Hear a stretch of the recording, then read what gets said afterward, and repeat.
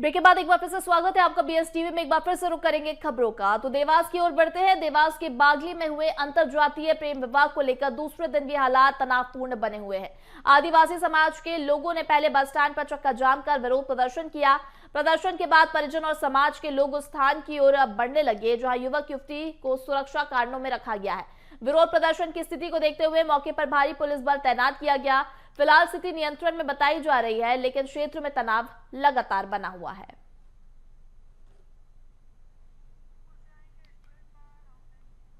वहीं अनूपपुर के राजस्थान के जयपुर स्थित लक्ष्मी नारायण मंदिर में हुई चोरी के मामले में अनूपपुर से 2 आरोपियों को गिरफ्तार किया गया है। ये कार्रवाई जयपुर पुलिस और अनूपपुर पुलिस की संयुक्त टीम ने की है। पुलिस ने आरोपियों के पास से 10 लाख रुपए से अधिक कीमत के चांदी के आभूषण भी बरामद किए हैं। मामले की आगे जांच जारी है। तो 10 लाख से ज्यादा के आभूषण की ये चोरी का मामला है। लक्ष्मी नारायण मंदिर में ये चोरी का मामला सामने आया है, जिसमें 2 आरोपी को गिरफ्तार किया गया है। अनूपपुर से ये बड़ी खबर आपको बता रहे हैं। जयपुर अनूपपुर पुलिस की संयुक्त कार्रवाई के बाद ये आभूषण मिले हैं। तो 10 लाख से ज्यादा के आभूषण फिलहाल बरामद कर लिए गए हैं। तो लक्ष्मी नारायण मंदिर में ये चोरी का मामला सामने आया है, जहां पर अब 2 आरोपियों को गिरफ्तार कर लिया गया है। तो अनूपपुर में राजस्थान के जयपुर स्थित लक्ष्मी नारायण मंदिर में चोरी के मामले में अनूपपुर से 2 आरोपियों को गिरफ्तार किया गया है। ये कार्रवाई जयपुर पुलिस और अनूपपुर पुलिस की संयुक्त टीम ने की। पुलिस ने आरोपियों के पास से 10 लाख रुपए से अधिक कीमत के चांदी के आभूषण भी बरामद किए हैं। मामले की जांच जारी है। वहीं ओबीसी आरक्षण पर आज सुप्रीम कोर्ट में सुनवाई होनी है। ओबीसी को 27% आरक्षण पर सुप्रीम कोर्ट में सुनवाई होगी। सुप्रीम कोर्ट में ओबीसी आरक्षण का केस 6वें नंबर पर लिस्टेड है। ओबीसी रिजर्वेशन के समस्त प्रकरण की अंतिम सुनवाई ये होगी। मध्य प्रदेश सरकार ने कई बार बहस के लिए समय लिया है। एमपी सरकार ने हाईकोर्ट से याचिका ट्रांसफर करवाई है। वहीं अनुच्छेद 226 के तहत परीक्षण करने का हाईकोर्ट को अधिकार, सुप्रीम कोर्ट ने ऐसा कहा है। तो ओबीसी आरक्षण को लेकर एक बार फिर से सुनवाई होगी और आपको बता दें, ओबीसी आरक्षण पर आज सुप्रीम कोर्ट में सुनवाई होनी। ओबीसी को 27% आरक्षण पर सुप्रीम कोर्ट में सुनवाई होगी। सुप्रीम कोर्ट में ओबीसी आरक्षण का केस 6वें नंबर पर लिस्टेड है। ओबीसी रिजर्वेशन के समस्त प्रकरणों की अंतिम सुनवाई ये होगी। मध्य प्रदेश सरकार ने कई बार बहस के लिए समय लिया है। एमपी सरकार ने हाईकोर्ट से याचिका ट्रांसफर करवाई है। अनुच्छेद 226 के तहत परीक्षण करने का हाईकोर्ट को अधिकार है, ऐसा सुप्रीम कोर्ट ने कहा। ओबीसी रिजर्वेशन के समस्त प्रकरण की अंतिम सुनवाई होगी। मध्य प्रदेश सरकार ने कई बार इसके लिए बहस के लिए समय लिया है। तो आज सुप्रीम कोर्ट में सुनवाई होगी। ओबीसी को 27% आरक्षण पर सुप्रीम कोर्ट में सुनवाई होगी। सुप्रीम कोर्ट में ओबीसी आरक्षण का केस 6वें नंबर पर लिस्टेड है।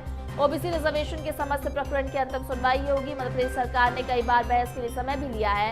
एमपी सरकार ने हाईकोर्ट से याचिका ट्रांसफर करवाई है। अनुच्छेद 226 के तहत परीक्षण करने का हाईकोर्ट को अधिकार है, ऐसा सुप्रीम कोर्ट ने कहा है।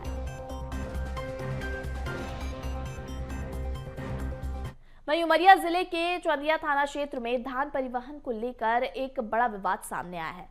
बेसैनी कैंप के पास धान से भरे करीब 80 ट्रक धान बारिश में भीग गया, जिससे ट्रक चालकों और ट्रांसपोर्टरों में भारी आक्रोश देखने को मिला। वहीं ट्रक ड्राइवरों का आरोप है कि चौंदिया थाना क्षेत्र के एक युवक ने उनकी गाड़ियों से धान की बोरियां चुराने का प्रयास किया।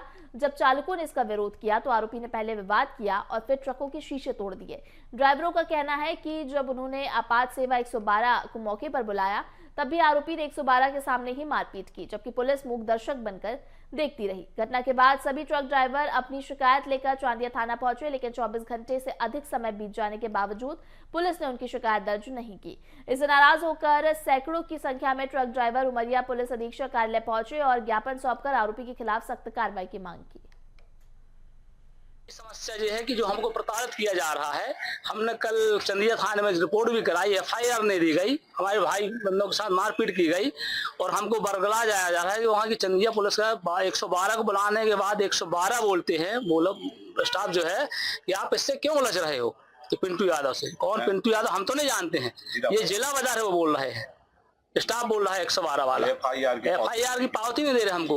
कल MLC कराने के लिए हम ले जाते हैं तो हमें 4 गोलियां पकड़ा दी जाती हैं ड्राइवरों को, और कुछ नहीं होता है।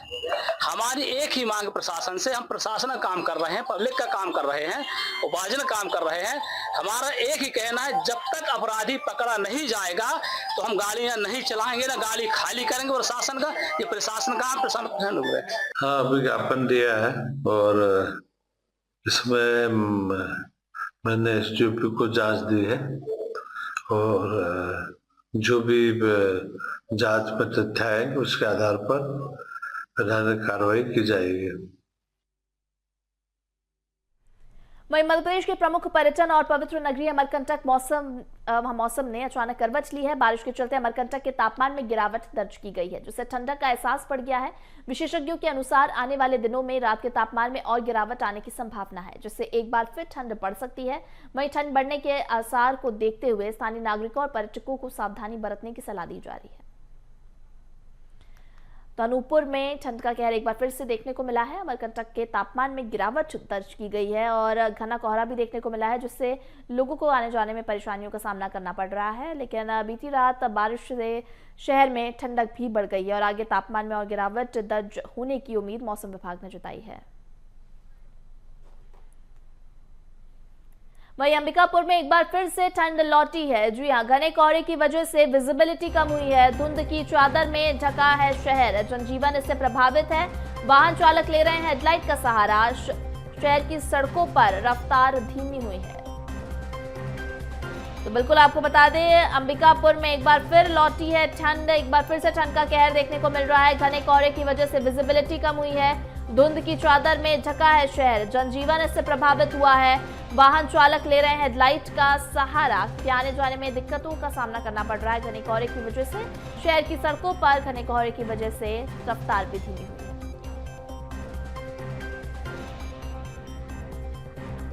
घने कोहरे की वजह से विजिबिलिटी कम हुई है, जिससे लोगों को आने जाने में परेशानी हो रही है और हेडलाइट का सहारा लेकर लोग आगे बढ़ रहे हैं और रफ्तार भी जो है लोगों की गाड़ियों की वो भी धीमी हुई है।